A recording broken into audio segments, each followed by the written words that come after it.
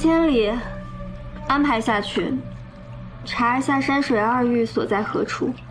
小姐，浮生他们在查此物牵连甚广，若是牵连到咱们，对咱来说，恐怕是灭顶之灾啊！浮生几人跟我关系匪浅，你莫要自作主张。主上，怎么？还有疑问？还请主上多为捕风捉影楼考虑。西川城如今已现乱象，覆巢之下岂有完卵？他们要查的东西，反而是我们捕风捉影楼的一线希望。主上说的都对，是小人考虑不周。不仅要查，还要快。查到之后直接向他们复命，无需跟我说。是。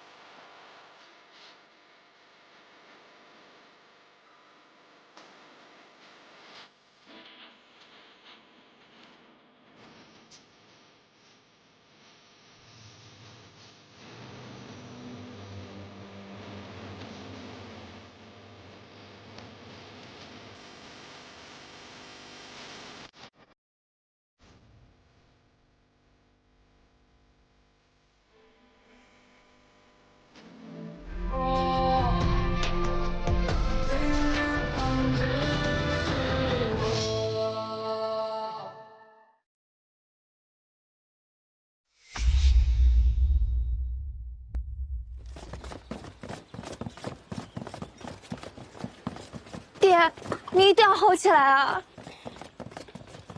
慢点啊！文娟，等等，慢点。啊！我问你，城主头颈部位可有旧伤？我不知道啊，九哥。主上多年前遭人偷袭，后颈被剑石擦伤过，不过没有伤到要害。那跟我想的差不多，我应该找到病灶了。真的啊？应该是旧伤未曾清理干净，生出脓血压迫所致。你放心，我有办法。好。哎，你就留在这儿。我为什么不能见啊？我给你当过助手，也接过生，我比他们都更有经验的。因为患者是你爹，一旦出现什么情况，你情绪不稳定，反而会添乱。听我的，就留在这儿，我一定治好你爹啊！浮生，我爹就交给你了。放心。关门。小姐放心，吉人自有天相，城主一定会好起来的。啊。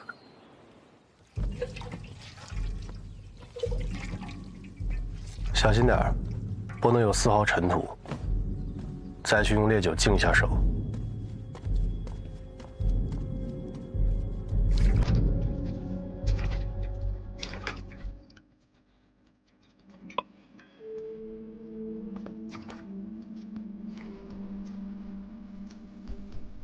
古天，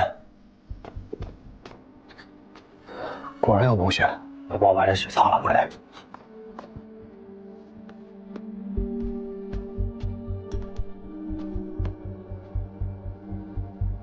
好。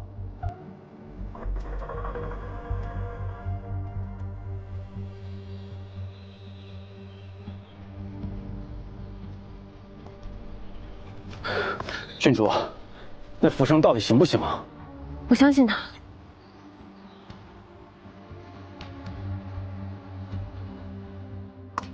帮我撑开伤口。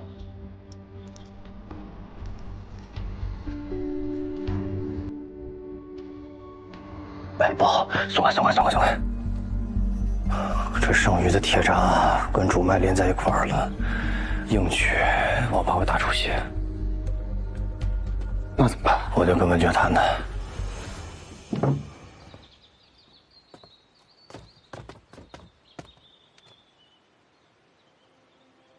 这是城主的头痛的确是旧剑伤有残余铁渣压迫化脓所致，浮生已经将脓血处理干净了。那我爹他现在……此伤年头过久，铁渣与脉搏粘连，长在一处。若要硬举，可能会伤及主脉；但若不举，怕过不了多久，城主就会旧疾复发，甚至更为痛苦。伤及主脉会怎么样？可能会大出血，若不及时止血，城主的性命恐危在旦夕。主上若有事，别想离开这里。九哥，文娟，要不要继续做下去？你要赶紧做决定。夫人交代了，如果继续做下去，还需要再准备这些东西。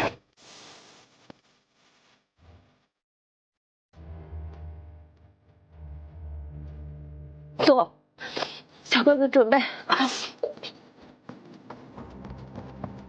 那我先进去。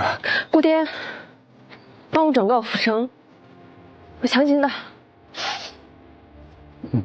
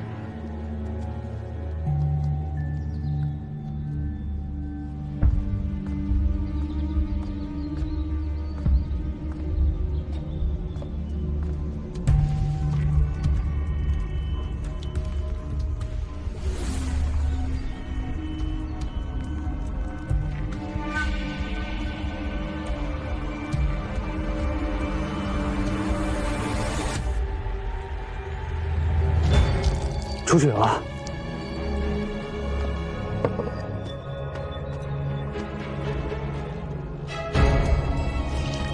这是药不快用，快点按住他。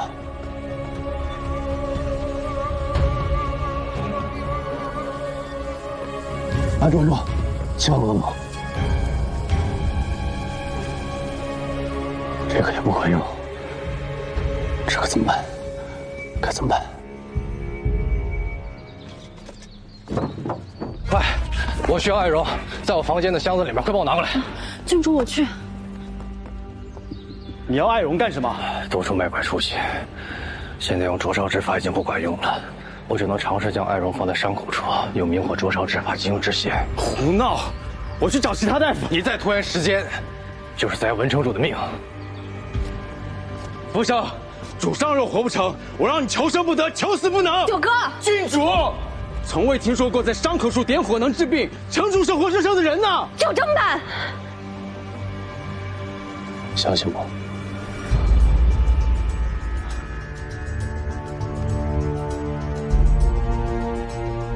我待会儿要用艾绒灼烧他的伤点，无论如何一定要帮我按住他。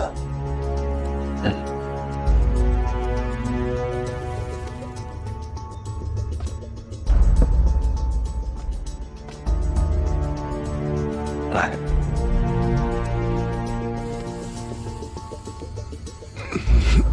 哎，按住，千万按住。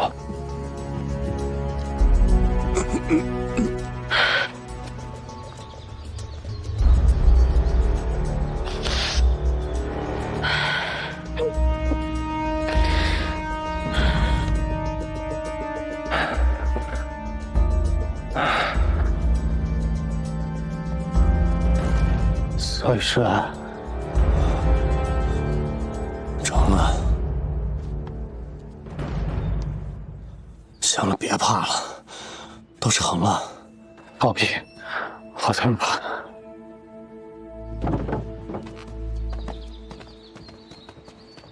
我爹怎么样了？放心吧，铁闸已经取出来了。虽然过程有些惊险，但是城主现在已无大碍，再休养一段时间就好了。符医师，文九此前多有得罪，若后符医师若有事，尽管吩咐，文九当仁不让。九哥，不用这样，这都是我分内之事。再说，我也是为了完成自己的承诺罢了。哦，你们千万要记得，城主的患处待会儿可能会有些痛，我开一些止痛的药物。不过切记，近期饮食要清淡，千万不能吃荤腥。快去吧。好。福生，谢谢你。都是朋友，没事儿。你还不去看看？对。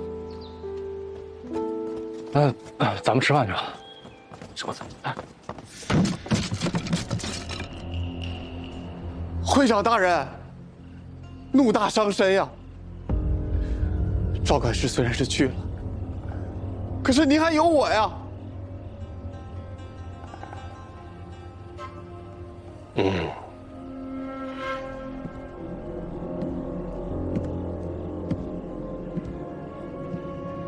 思明，你是我一手提拔上来，唯一可以倚重之人。会长对思明的知遇之恩，我一辈子都不会忘的。去吧，思明。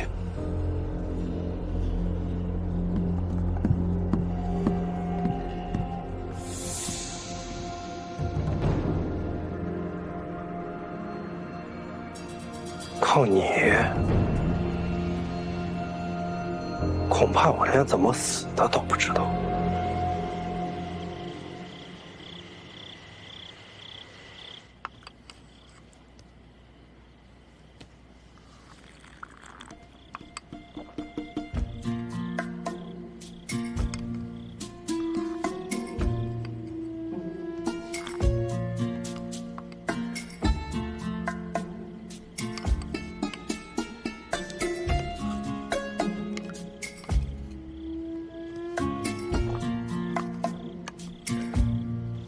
爹，感觉怎么样了？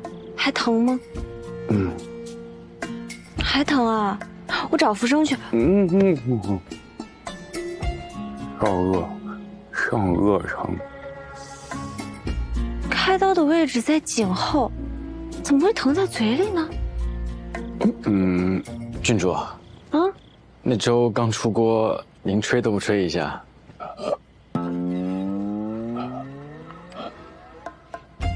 对不起，爹，烫着你了吧？不客气，我有这样一个疼我的小棉袄是爹的福气。那我给你吹吹。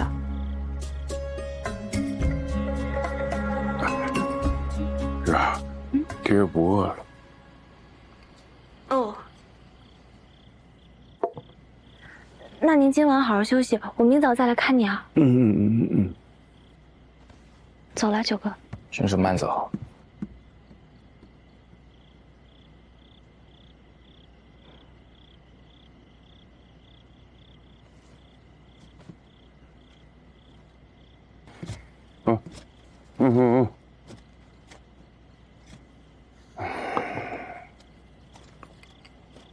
小九啊，我刚才眼神记着啊，12球已经看明白了啊，我们两个人之间的默契啊，我们这么多年的情谊。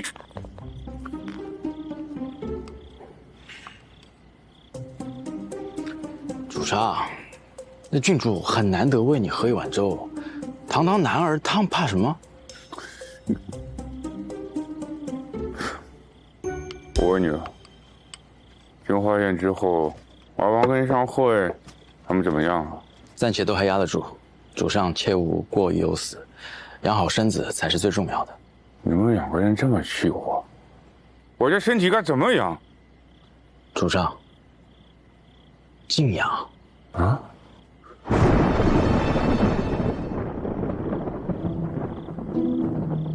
小九，何有，属下有事，先行告退。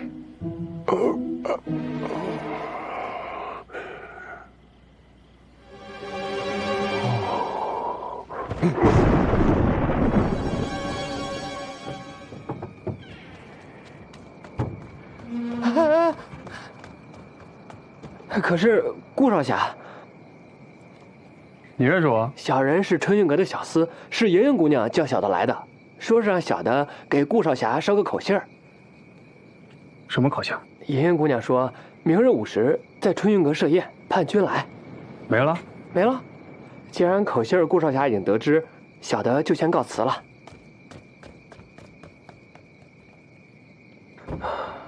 这不年不节的，突然请我吃饭，不会是鸿门宴吧？可是鸿门宴也是莹莹设的，大不了我顾天来个舍命陪美人吧。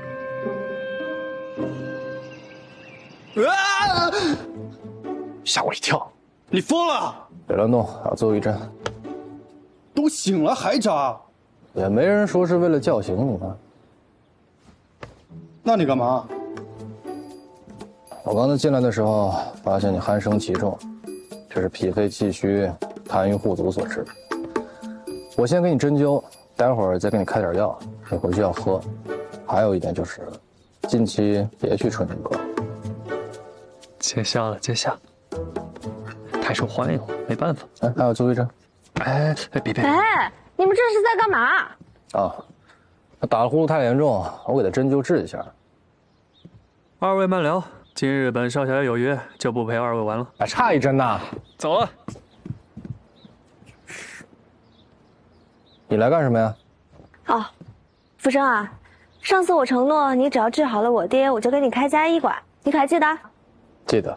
那我今天就是来兑现承诺的，给你把这医馆开起来。我不要。为什么？我来西川的目的很明确，就是为了寻找天书宝藏。除此之外，我没工夫管其他的事儿。可是你现在又没什么线索。我有线索，李志卓就是线索。我再问你一次，这医馆你开不开？不开。你确定？确定。好，你说的。什么意思？苏屋是我的私产，我想怎么改就怎么改。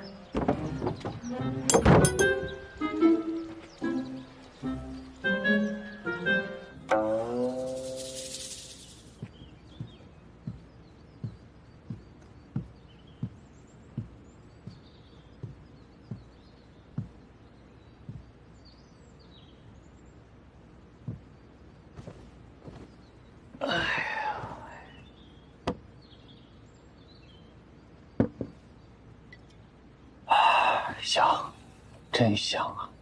看来顾少侠对这酒菜还算满意。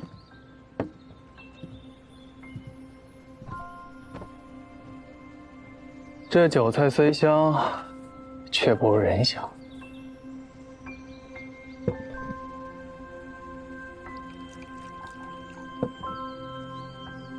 莹莹姑娘，这酒不能乱喝，你得说清楚。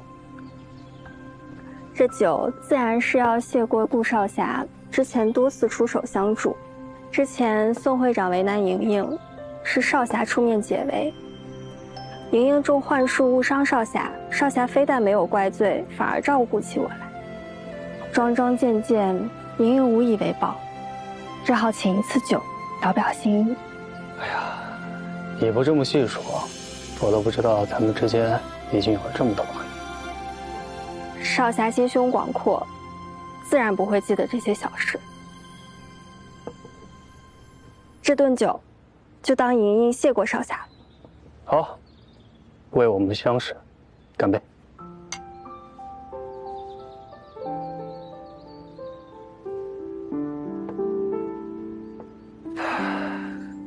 我爹娘去得早，我兄弟三人自小流落江湖。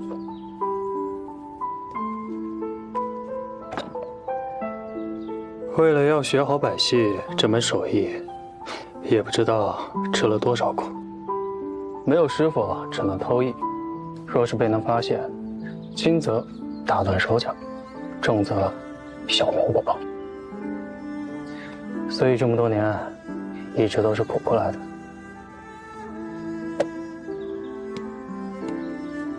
看来这世上，没有人能活得轻松。为何不能？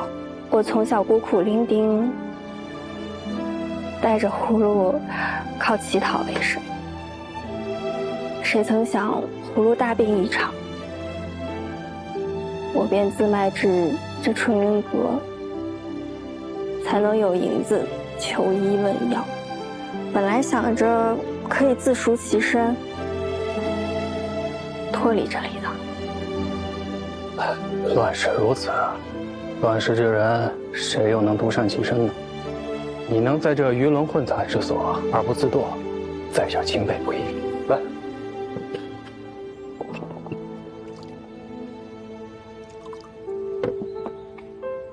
此酒我敬姑娘。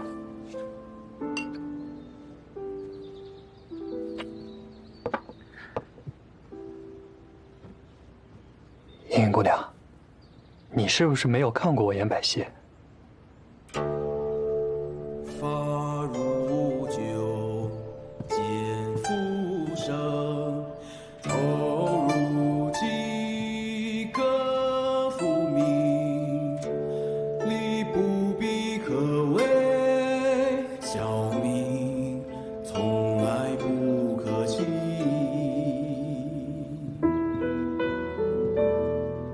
不知今日是否有幸，能与家人共舞？既然已经上台了，当然可以了。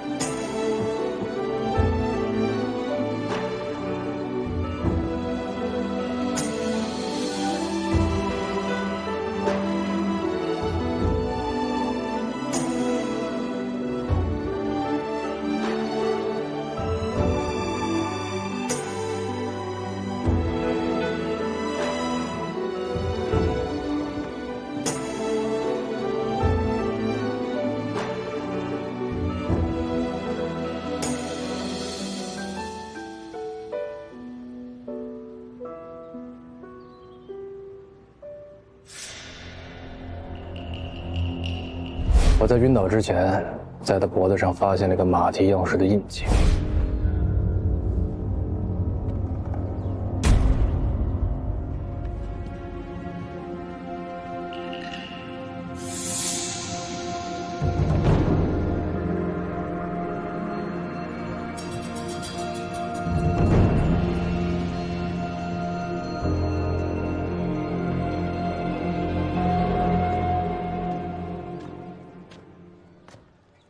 莹莹，马蹄状的印记。啊，你找谁啊？我住……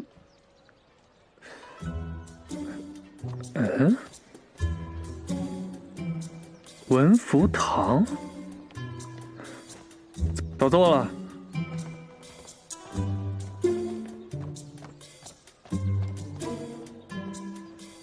不对，这左右都没变，我喝烫酒就变样了？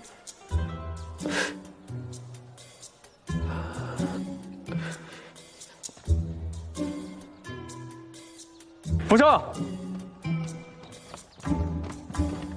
哎，这怎么变成文福堂了？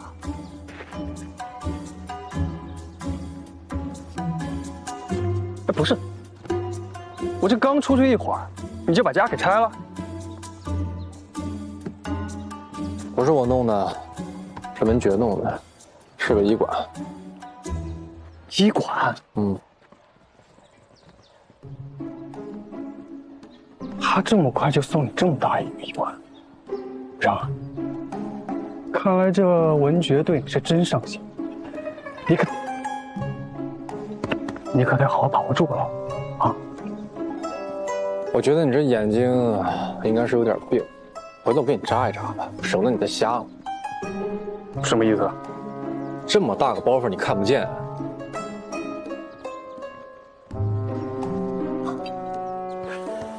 我不是跟你说过吗？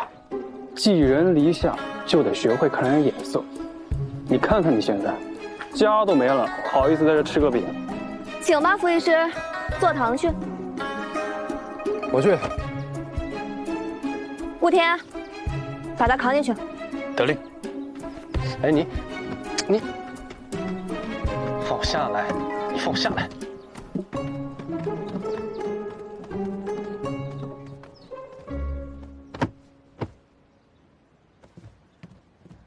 我说了，我不坐堂。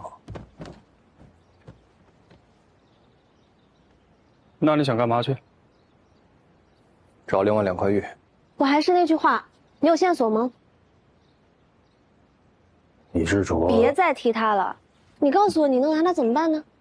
啊，你是打算当面去问他，拜你是破壁的人吗？那你说怎么办？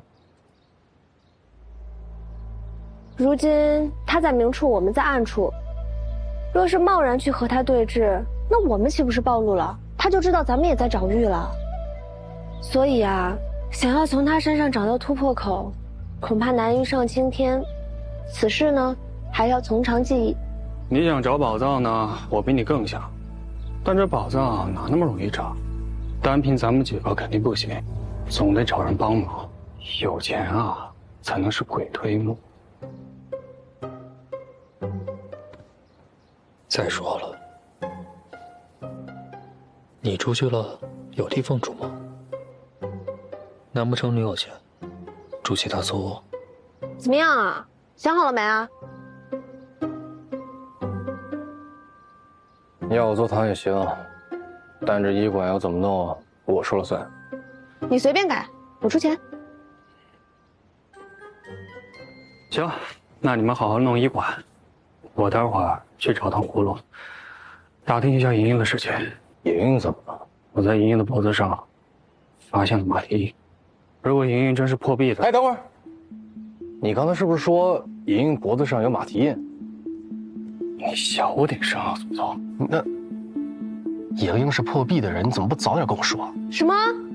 莹莹是破壁的人啊？那她接近我们，会不会是为了那块玉盘啊？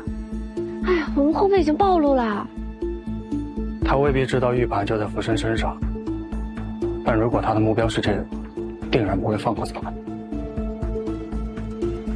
所以待会儿我去找葫芦探探口风，看看莹莹到底是何方神圣。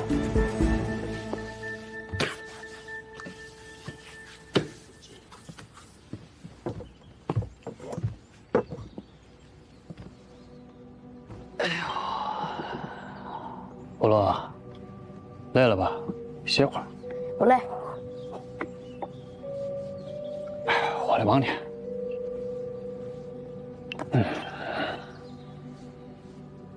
你姐不在？她去东城买胭脂去了。唉，看到你，就想起了我2个弟弟，也是年纪轻轻就出来讨生活，不容易啊。习惯了，我从小没爹没娘，什么苦没吃过。要不是有我姐在，我早就没命了。听说你姐小时候日子也不好过。我当初认识她的时候，她就在贫民窟呢，好像还有处老宅。你姐有家人？她小时候被别人收养。那处老宅是她养父母的。自从养父母去世之后，我姐就流浪街头了。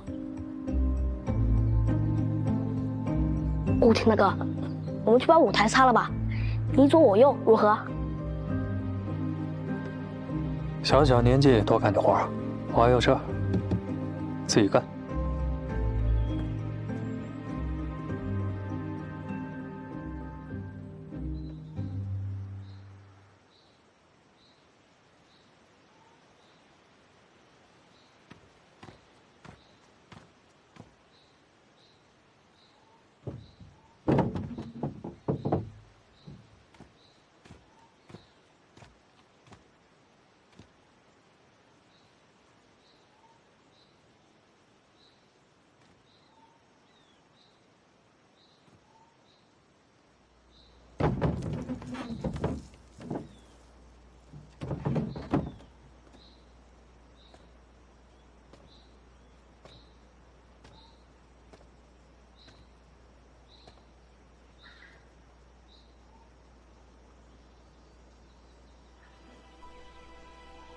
莹莹，你怎么在这儿？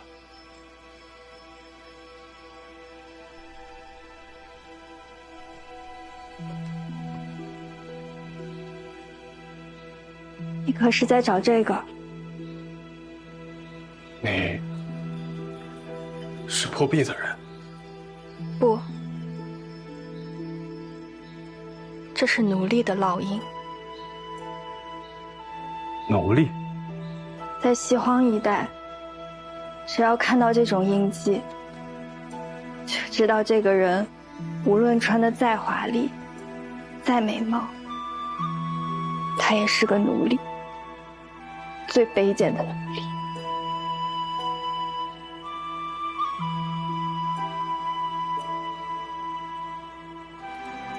我知道，如果你知道了我的真实身份，定会瞧不起我。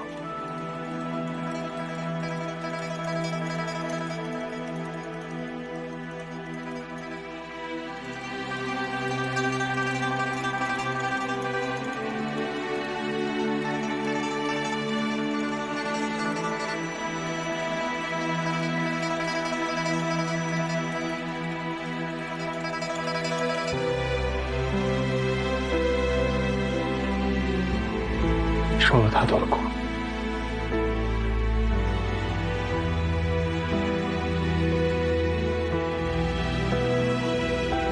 我自幼被人牙子张虎夫妇拐到，就留下了这处烙印。被拐来的孩子常常吃不饱饭。王松是他们家请来的厨子，仗着有些吃食，就对女孩子们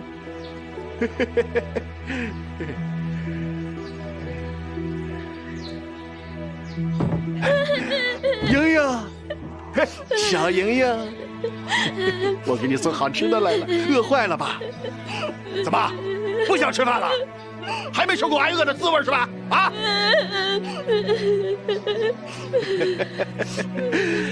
莹莹可知道我最喜欢你了，什么好吃的全留给你了。只要你好好听叔叔的话，这个鸡腿就全给你吃，吃完还有，好不好？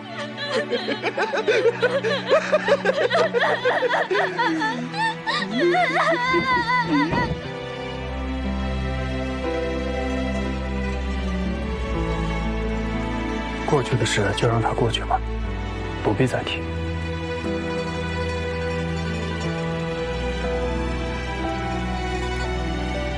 以后有我陪着你，护着你。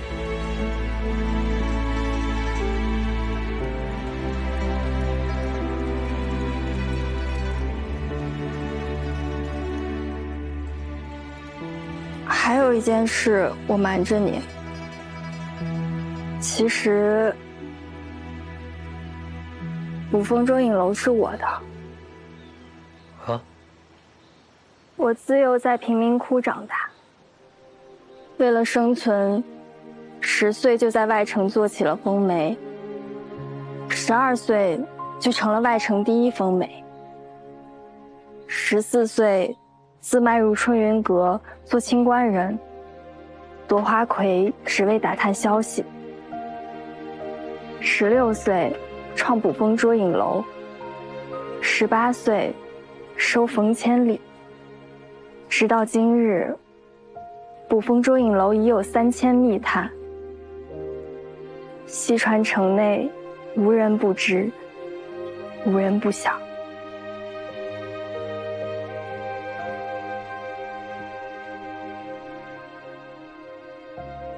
我确实骗了你，如果你不能接受，我无法想象你在其中受了多少苦，遭了多少罪。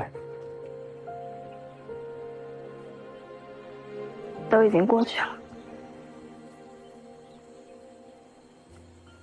对了，你刚刚说的破壁是什么？此事说来话长，我跟浮生遇到了一个很难缠的对手。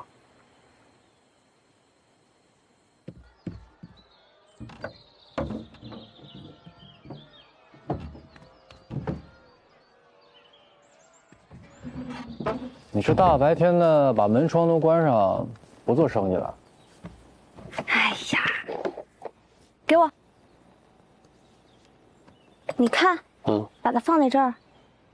然后呢？我就研究到这儿，估计是还差2样东西吧。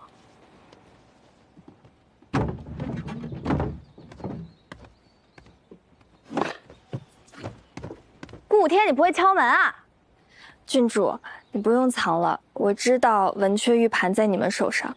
喂，顾天，你什么意思啊？莹莹其实就是捕风捉影楼的幕后掌权者，咱们都被她给骗了。你是捕风捉影楼的老大？顾天说的对，是莹莹骗了各位，但是我对各位绝无半点恶意。甚至十分羡慕你们之间的感情，能够彼此坦诚相待，也是一种福分。若是各位觉得我不配跟你们站在一起，那这个门里看到的，我也绝对不会提起。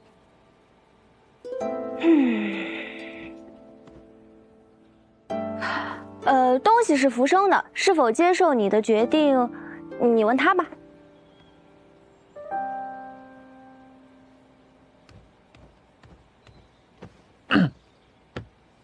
行不行？行啊，我觉得这是件好事儿。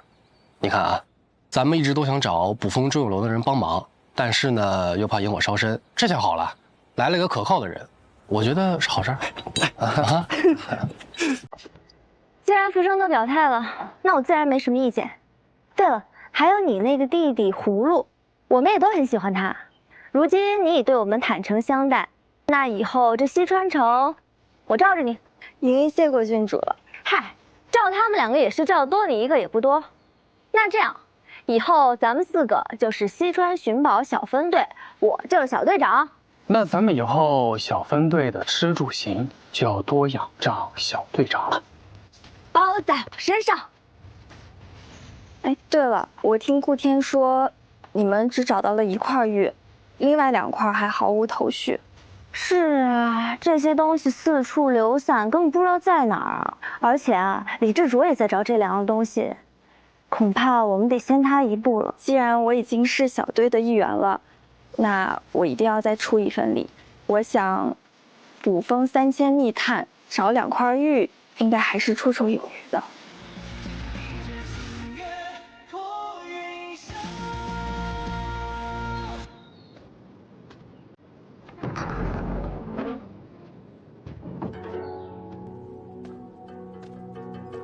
你说你每回怎么都空手来，就不知道带点好吃的？你吃什么？虫子？你才吃虫子呢！你要是再无理取闹，今晚我先把你吃了。啊，这人太恐怖了，还要吃自己。吃了倒是好，我还能清静点。这下我终于有自己的地方了，那里布置的跟这里一样，而且也有大木头鸭子陪着我，在那儿我可以进行真正的实验了。外面的大木头也能拿出心脏来？可以。那外面的大木头也能看到血脉？当然。那你为什么总待在这里啊？这里有什么好的？这里当然好了。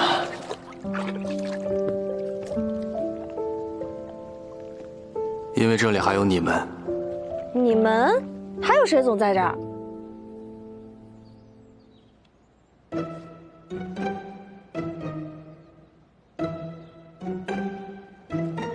你怎么？你到底藏谁了？啊，哎你，哎呀，就这么大个屋子啊，也没藏人啊。本来就没藏人。你不说算了，我走了。哎，那你还来吗？这医馆都是本郡主的，我自然想来就来啊。是。你会不会觉得我是个怪人？啊？你不一直都是个怪人吗？再说了，这医馆里谁不是怪人啊？你看啊，一个一心只想着钱，却一分钱都没花在自己身上的顾天，还有我这个每天不务正业陪你们玩的郡主。哎呀，不是一路人不进一家门吗？但好像是我们陪你玩吧。这不重要，重要的是，不管你是不是怪人，你都是我的朋友。朋友？那朋友，能不能帮我一个忙？什么忙啊？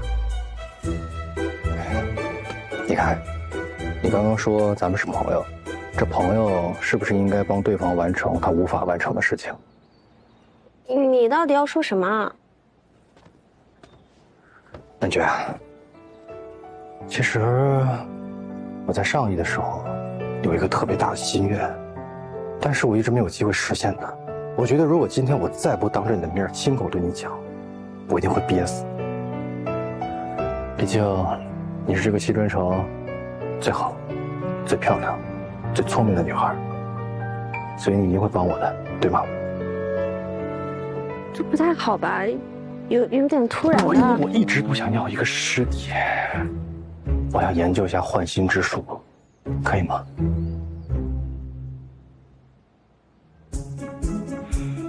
要不你换换自己的心呢？哎，朋友。